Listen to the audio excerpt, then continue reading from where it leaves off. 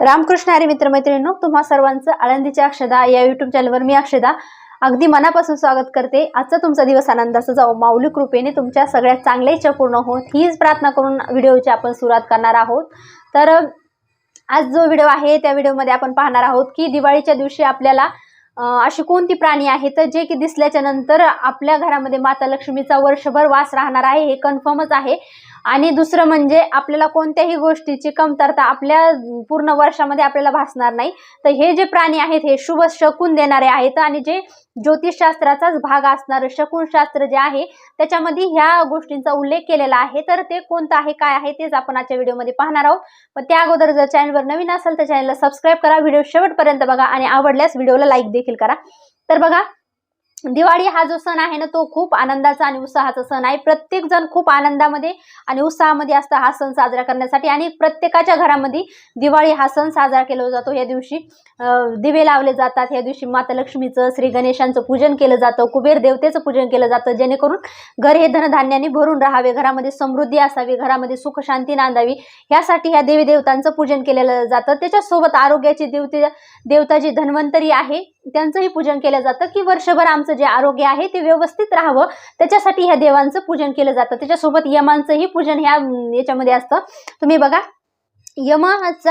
यमाच्या नावाने दिवा जो आहे ना तो पण दिवाळीमध्ये लावला जातो। एरवी वर्षभर आपण यमाच्या नावाने कसलाही दिवा काही करत नाहीत, म्हणजे त्यांची पूजा करत नाहीत, दिवा वगैरे काही त्यांना लावत नाहीत। पण जे दिवाळीचा सण आहे त्या दिवशी मात्र आवर्जून वर्षातून एकदाच यमदेवतेची देखील आपण जी आहे ती पूजा करतो, कारण की ती पूजा याच्यासाठी असते की आमच्या घरामध्ये अपघाताने कोणाचाही मृत्यू होऊ नये आणि त्या दुःखाचा सामना आम्हाला करायची वेळ येऊ नये आमच्यावर, म्हणून यमदेवतेचं पण दिवाळीमध्ये पूजन केलं जातं।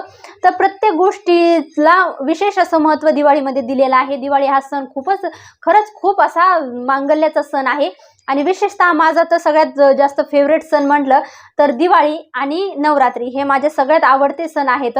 तर बऱ्याच जणांचे दिवाळी आणि नवरात्री हे सण आवडते असतील माझ्यासारखेच। तर आपण आज पाहणार आहोत की कोणते असे प्राणी आहेत जे की आपल्याला दिवाळीमध्ये दिसायला पाहिजे। तर ज्योतिषशास्त्रातलं शकून शास्त्र असं सांगतं की दिवाळीच्या दिवशी जर तुम्हाला तांबड्या रंगाची गाय दिसली, मुद्दाम पाहायला जाऊ नका, मुद्दाम पाहिल्याला म्हणजे माता लक्ष्मीचा वास असतो गायीमध्ये, याच्याबद्दल वाद नाही।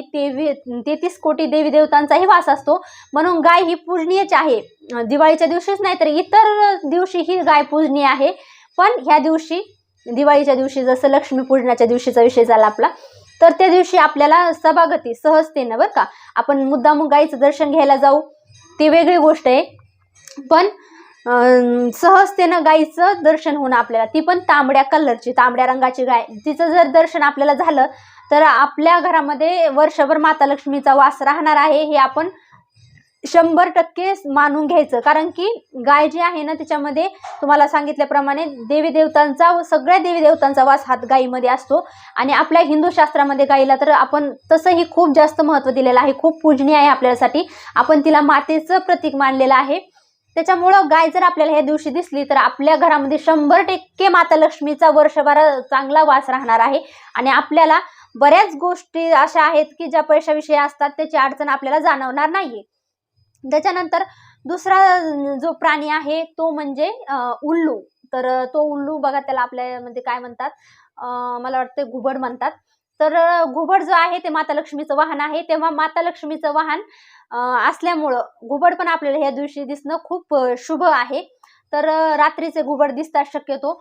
तर रात्रीचं काय असतं की आता दिसतात का नाही दिसतात, आपण शहरात राहतो त्यामुळं घुबड आपल्याला दिसतील असं शक्यच नाही, पण या दिवशी जर आपल्याला चुकून जरी घुबडाचं स्वप्न पडलं तर ते खूप शुभ सांगितलेलं आहे आणि ते पण आपल्या घरी माता लक्ष्मीच्या आगमनाचा संकेत असू शकतं। दुसरं म्हणजे महत्त्वाचं असं की घुबड हे आपल्यापासून दूर पळणारं नसतं, नाही, जर घुबड आपल्यापासून लांब लांब जात असेल तर हे धन हानीचा पण संकेत शकून शास्त्र सांगतं।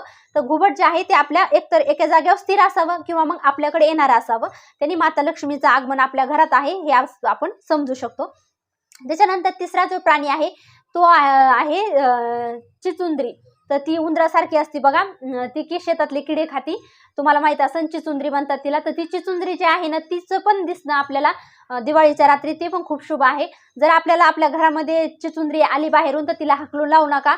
एका दिवसासाठी का होईना तिला आपल्या घरात ठेवा, नंतर दुसऱ्या दिवशी हाकलून लावलं तरी चालतं, पण एका दिवसासाठी का होईना चिचुंद्रीला आपल्या घरात तिथं राहू द्या. चिचुंद्री पण जे आहे ते जर आपल्याला आपल्या घरामध्ये आली किंवा मग आपल्याला बाहेर कुठं दिसली तर माता लक्ष्मीचा आपल्या घरामध्ये येण्याचा संकेत हे चिचुंद्री पण देते. तर दिवाळीच्या दिवशी चिचुंद्रीचं पण दिसणं खूप शुभ सांगितलेलं आहे. त्याच्यानंतर चौथा जो प्राणी आहे तो म्हणजे मांजर.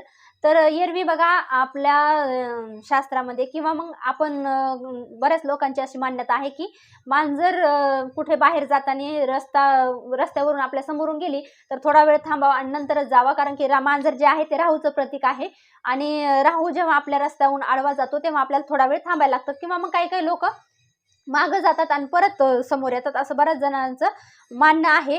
तर एरवी तर आपण मांजर दिसणं किंवा मांजरीनं रस्त्यावरून आपला रस्ता आडवा जाणं त्याला आपण अशुभ मानतो, पण दिवाळीच्या दिवशी आपल्याला मांजर दिसणं हे शुभ संकेत शकुनशास्त्र सांगतं. तर शकुनशास्त्राचं असं म्हणणं आहे की जर दिवाळीच्या दिवशी तुम्हाला मांजर दिसलं तर तुमच्या घरामध्ये माता लक्ष्मीच्या येण्याचा जो संकेत आहे ते हे मांजर देतं, म्हणून दिवाळीच्या दिवशी मांजराचं दिसणं ही खूप शुभ आहे.